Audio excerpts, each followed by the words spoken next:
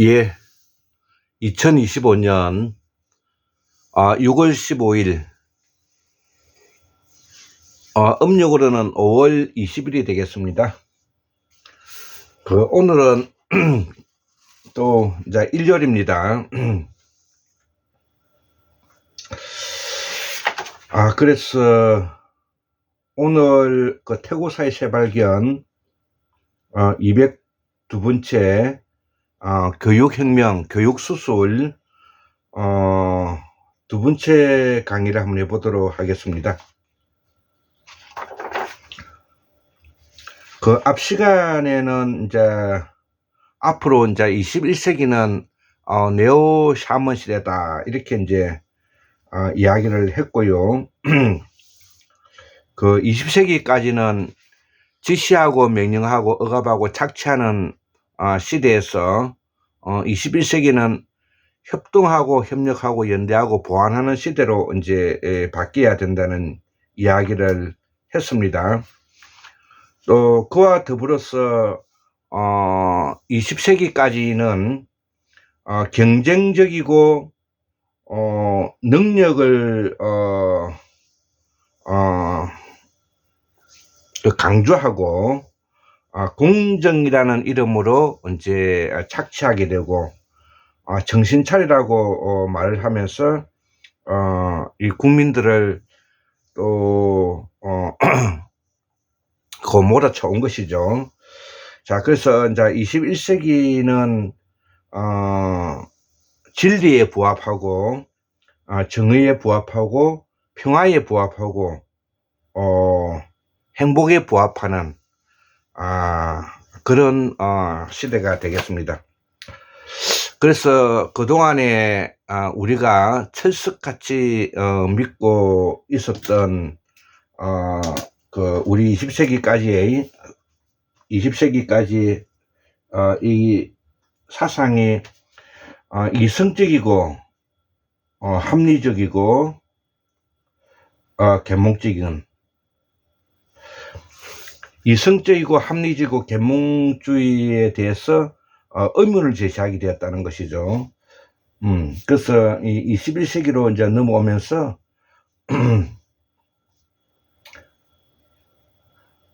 예, 해체하고 수기하고 소통하는 이런 사회로 이제 바뀌게 됐다는 겁니다. 이런 우리가 맥락을 알고 있어야 우리가 이 공부를 해 나가는데 또 개혁을 해 나가는데 교육혁명을 해 나가는데 큰 도움이 되는 겁니다.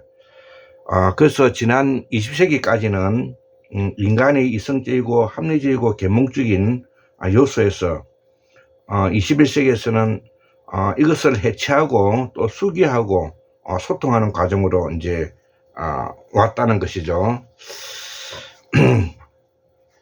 그래서 우리가 가지고 있는 이 사회가 이제 21세기를 맞아서 오늘 이야기하고자 하는 것은 그러면 민주주의란 어떻게 이제 앞으로 만들어 갈 것인가? 앞으로 21세기에 첨단적인 민주주의는 어떻게 이제 해갈 것인가? 요거에 대해서 이제 우리가 또 고민을 할 수 밖에 없는 것이죠. 그래서 민주주의를 해 나가는데 가장 핵심적인 내용은 바로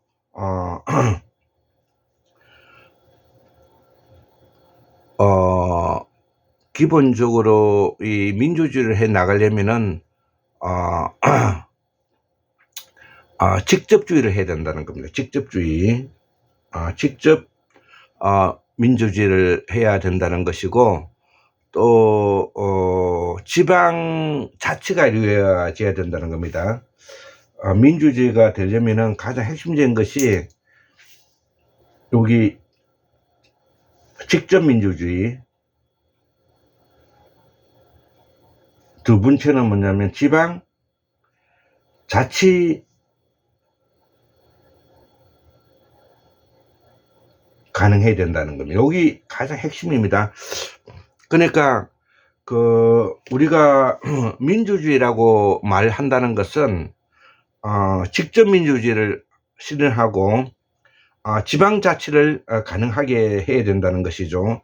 그래서 이 지방자치를 가능하기 위해서 우리가 전통적으로 향락 둘의 자치 협동, 여기 이제 나오는 것입니다. 직접 민주주의는 국민 바람,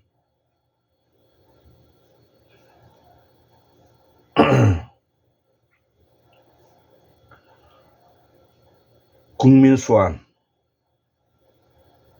국민 투표, 이런 것들이 이제 우리가 직접 민주주의를 이루어 나가는데 이제 가장 큰 핵심적인 것이 되겠습니다. 그래서 제가 교육혁명을 해 나가기 위해서는 지금 현재 우리가 가지고 있는 책 중에서 가장 중요시되는 책 두 권을 소개시킬까 합니다. 요거는 유럽의 구원으로서의 지방 자유를 해가지고 아돌프 가셔라는 사람이 썼던 책인데 여기는 이제 이기호 선생님이 번역해서 했고요. 그 다음에 요거는 누가 그들에게 그런 권리를 주었는가라는 조승복 선생님께서 독일 정치 교육에 대해서 이야기했던 책인데 다른 거는 몰라도 요 책 두 권은 꼭 뭐냐면은 우리가 사가지고 읽어야 되는 것입니다. 자, 그래서 여기에 적혀 있는 내용들을 제가 오늘 한 읽어보고 마치도록 하겠습니다. 자, 그래서 앞으로 우리가 이 한국의 민주주의를 어떻게 지킬 것인가, 만들어갈 것인가를 두고 첫 번째로 건강한 민주주의와 취약한 민주주의에 대해서 우리가 연구를 해보고요. 두 번째는 이 민주주의를 해 나가기 위해서는 국가의 형태가 아니라 국민 정신에 관한 것이 이 민주주의라는 겁니다. 제가 앞에 있는 그 책에서 나오는 책의 내용입니다. 세 번째는 지방과 지역의 자치 행정 구조에 있더라는 겁니다. 네 번째는 행정의 과감한 지방분권이 필요하고요. 다섯 번째는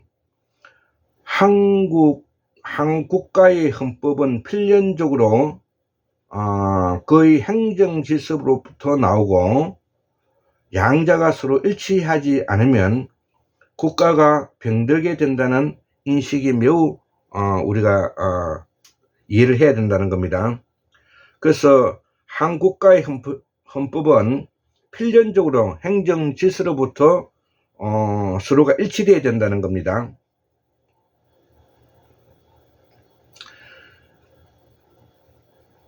자, 그래서 여섯 번째는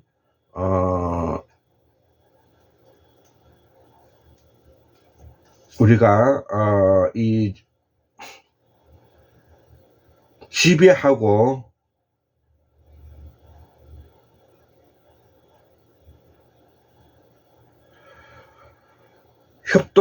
지배하고 협동하는 이 문제에 대해서 우리가 사상가들의 그 생각이 이제 중요하고요.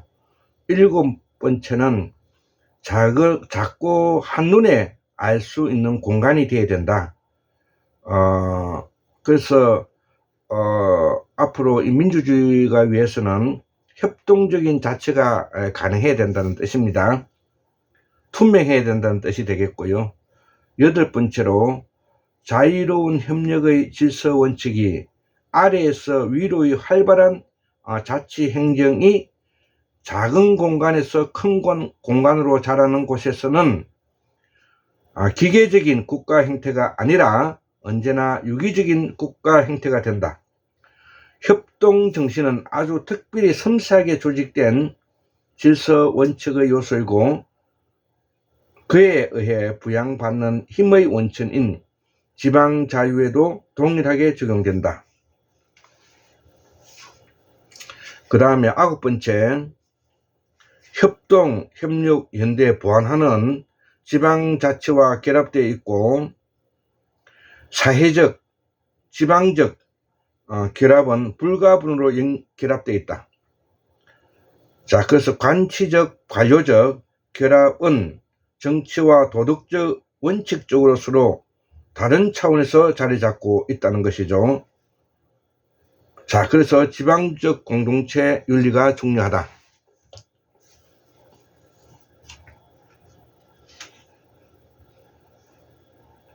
자, 그래서 이 보수는 어떻게 탄생하는가? 보수의 탄생은 지방적 민중법적 질서 원칙과 행정적 조직의 원칙을 본질적으로 동시에 보수적 법적 질서의 원칙이 이루어진다. 보수는 지방적 민중법적 질서 원칙 하에서 행정적 조직의 원칙을 본질적으로 동시에 보수적으로 법적 질서로 발전해 간다, 이런 뜻입니다. 10번째, 지방 자유 자치 이념의 토대 위에서만 전통적인 법과 현행법에 의한 존중은 통일된 방법으로 정치 지도층과 국민 대족을 통합한다. 11번째, 신뢰감, 주민의 잠재의식 속의 감정. 12번째, 지방주의와 연방주의. 13번째, 가장 긴밀한 유대. 14번째, 법, 윤리, 정치는 신뢰감 유지가 필요하고 자유로운 공동체 의지에 대한 신뢰가 중요하다. 15번째, 집단국가와 명령국가가 어떻게 다른지. 16번째, 권력투쟁과 권력경쟁은 어떻게 다른지. 17번째, 아래에서 위로 성장한 국민 국가의 내면적인 힘과 국가적인 통합의 비밀은 통일된 국민 도덕에 있다. 통일된 국민 도덕에 있다는 겁니다. 그래야만이 계급 정오와 생기지 않는다는 것이죠. 19번째, 지방자치는 협동하고 연방주의로 나아간다 이거죠. 그래서 스위스는 세계에서 높은 윤리적 생활 가치인 연방 이념을 가지고 있다는 것이죠. 20번째, 도덕적 공동체 원칙과 결합한 국민의 정신적 윤리적 일치가 되어야 되고 자치 행정 원칙에 기초한 모든 국가 행태는 본질적으로 자기 교육에 기반을 둔 자유로운 인간의 신뢰 공동체가 되어야 된다. 21번째, 유럽의 특징은 고대의 지방 자유가 내부로부터 붕괴되어 사라진 곳은 없었다. 그것이 몰락한 것은 언제나 외부로부터의 잔인한 침략에 의한 것이다. 자, 22번째, 그리스는 원시 민족에서 문화민족으로 발전한 유럽 최초의 국가였다. 23번째, 샤먼이 몰락한 이후 혈통과 업적에 오른 술탄이 아니라 그리스 공동체는 자신의 권력의 일부를 박탈하여 다른 기관에 넘겼는데 개인이 아니고 초개인적인 법률에 규범에 넘겼다 이거죠. 그리스의 법률은 권력의 산물이 아니라 자유의 표현이다. 예, 이런 거 아주 좋은 내용들이죠. 24번째, 인간의 그러면 존엄성은 뭐냐? 인간에게 최고의 가능성을 주는 것. 인간이 되는 것이 중요하다. 인간이 국가의 목적이었고 출발점이다. 25번째, 술탄 황제의 사회제도인 제후국 봉건주의 최종 결정권자 샤먼은 무당, 당구를 자치, 지방 형태로 바꾸어 나가는 것이 뉴샤먼 시대이다. 즉 무당주의를 지방자치화한다. 이를 분권화한다. 샤먼 시대의 국강상 제도를 제후와 분권화하여 무당주의를 지방자치로 하는 것이 네오 샤먼이다 이 말인데, 여기에 대해서 간단하게 조금 더 설명을 하고 마치도록 하겠습니다. 우리 한국사의 역사와 문명사를 이렇게 보면 지방자치와 연방제를 했던 시기가 언제냐 하면은 우리가 고조선 시대 때인 것입니다. 고조선 시대 이전에는 또 한인의 시대가 있고 이제 환웅의 시대가 있었죠. 또 그 앞에는 방구 한인의 시대가 있었고, 또 남방에서는 해와 달을 상징하는 하루방과 할망의 또 사상이 지금 현재도 제주도에 남아 있는 것입니다. 지금 현재 앞에 보이고 있는 요것도 뭐냐면은 바로 하루방과 할망의 이제 그 이야기들이죠. 자, 그래서 우리가 가지고 있는 이런 그 민주주의의 그 뿌리를 이렇게 찾아보니까 향락과 두례, 그리고 협동 정신과 그 다음에 자치 정신이라는 것이죠. 그래서 고조선 시대 때는 고구려 백제 신라 한진한 변환이 삼원일체 연방제 형태의 삼지 제도에 묶여져 있는 그런 제도를 가지고 있기 때문에 우리는 기본적으로 분권화된 나라이라는 것이죠. 그것이 우리가 삼국 통일을 하면서 고려 시대를 거쳐서 조선으로 넘어오면서 조선 총독부로 넘어오면서 지금까지 전제 왕권 국가의 어떤 형태를 가지고 있는데, 이제부터는 이재명 대통령이 당선되고 난 지금 이 시기부터는 이제는 분권화의 길을 걸어야 된다는 겁니다. 민주화는 분권화의 길을 걷는 것인데 지방자치를 하는 것이고요. 그래서 이 분권화의 길을 가는데 가장 우리 역사 속에서 그 제도적으로 남아있는 것이 바로 고조선 시대와 그리고 가야 시대, 육가야 시대의 자치의 흔적이 남아있더라는 것이죠. 그것이 농경국가를 이루고 있기 때문에 1970년도 우리가 새마을운동까지 그러한 제도를 가지고 있는 것입니다. 그렇기 때문에 우리 마음속에 가지고 있는 이런 유전자가 이러한 분권화되고 자율화되고 네트워크가 되는 이런 유전자가 흐르기 때문에 우리가 이제 이 바꿔 나가는 것은 우리가 그동안에 잘못되고 왜곡된 그런 교육에서 바꿔야 되는데, 이것이 바로 이제 교육수술이라는 것입니다. 오늘 교육수술 두 번째 내용이 바로 그런 것인데요. 그래서 우리의 역사와 문명사를 교육수술을 통해서 바로 교육혁명을 이루고 정치혁명도 함께 이룰 수가 있다는 겁니다.